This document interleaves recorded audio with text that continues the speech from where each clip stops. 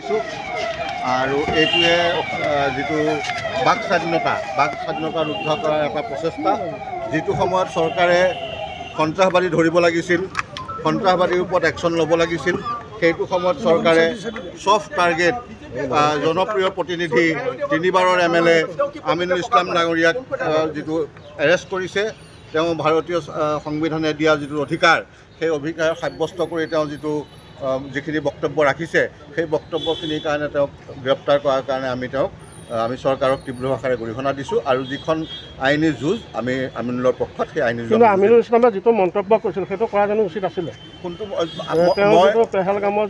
মই আমিনুল ইছলামৰ মন্তব্য চাইছোঁ। আমিনুল ইছলামৰ মন্তব্যটো হ'ল তেওঁ এখন FIR দিছে, আৰু FIRকাৰীক কেতিয়াও এৰেষ্ট কৰিব নোৱাৰে। তেওঁ এটা শংকা ব্যক্ত কৰিছে, আৰু সেই শংকা আমাৰ 2019 চনৰ পৰা সেই শংকা ভাৰতৰ ৰাইজৰ আছে। আজিও এটা ঘটনা ঘটিছে, ইমানজন নিৰীহ ব্যক্তিৰ মৃত্যু হৈছে, সেই মৃত্যুত কি দুখ আমিনুল ইছলামৰ লগা নাই?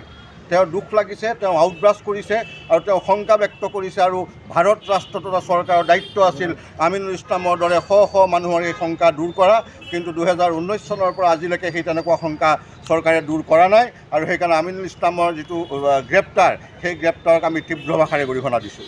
আৰু তেওঁ যিখন আইনী যুঁজিব লাগে, দলে তেওঁৰ পক্ষত সেই আইনী যুঁজ যুঁজি থাকিব। উগ্ৰপন্থী সংগঠনে স্বীকাৰ কৰিব পাৰে। আৰু আপোনাৰ পুলৱামা হত্যাকাণ্ডৰ ক্ষেত্ৰতো আপোনাৰ আমাৰ প্ৰাক্তন ৰাজ্যপাল মালিকৰ ষ্টেটমেণ্ট আছে। আজি সিদিনাখন মই দেখিলোঁ GD বক্সি, প্ৰাক্তন সেনা বিষয়া, তেওঁ ষ্টেটমেণ্ট দিছে কি 1,80,000 সৈন্য কৰ্তন কৰা হৈছে। এই সকলোবিলাক কথা আছে। আৰু এজন ব্যক্তিয়ে যদি শংকা ব্যক্ত কৰে, তেওঁ শংকা ব্যক্ত কৰা ব্যক্তিজনৰ শংকা দূৰ কৰিব লাগিব। তেওঁতো উগ্ৰপন্থীৰ পক্ষত কথা কোৱা নাই, তেওঁতো সন্ত্ৰাসবাদীৰ পক্ষত কথা কোৱা নাই। এটা তদন্তৰ বিষয়, আৰু তদন্তটো কৰিবলৈ যাওঁতে তেওঁ এটা শংকা ব্যক্ত কৰিছে, তেওঁক শংকাটো দূৰ কৰিব লাগিছিল। তেওঁক শংকা দূৰ নকৰি চৰকাৰেও তেওঁলোকৰ বিফলতাৰ কাৰণে আউটব্ৰাষ্ট কৰিছে। নিৰাপত্তাজনিত এটা বিষয়, সেই বিষয়টোত এনেধৰণে তুলনা পাতল মন্তব্য কৰাটো ৰাইজে কিন্তু সমালোচনা কৰিছে। চাওক, মই আপোনাক এটা কথা কওঁ, আজি ক'ভিডৰ ক্ষেত্ৰতেই হওক, পুলৱামাৰ ক্ষেত্ৰতেই হওক, সময় বিয়পি যোৱাৰ লগে লগে ৰাইজৰ বিভিন্ন ধৰণৰ কথা কৈছে। সেই সময়ত সেই কথাখিনিৰ যিটো তীব্ৰতা আছিল, সেই তীব্ৰতাটো আজি নাই। কাৰণ কিয়? ৰাইজে উত্তৰ পোৱা নাই। সেইকাৰণে আজি আমিনুল ইছলাম এজন বিধায়ক হিচাপে, জনপ্ৰতিনিধি হিচাপে তেখেতৰ এটা শংকা হৈছে, তেওঁ শংকা ব্যক্ত কৰিছে, আৰু সেই শংকাটো নিৰাময় কৰাটো চৰকাৰৰ কাম আছিল।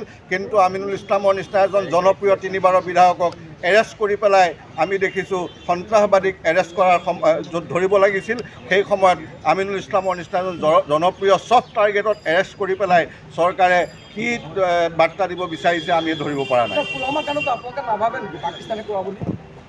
পুলৱামা কাণ্ড কোনে কৰিছে সেইটো দিব গৃহ মন্ত্ৰালয়।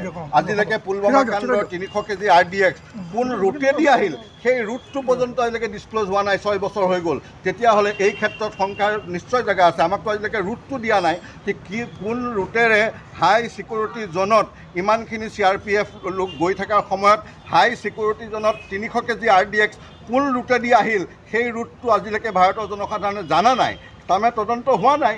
সেইকাৰণে এইটো তদন্তৰ বিষয়। আমিনুল ইছলামৰ একে মন্তব্য আপুনিও কৰিছে। আমিনুল ইছলামৰ মন্তব্যখিনি আপোনালোকে দেখিছে।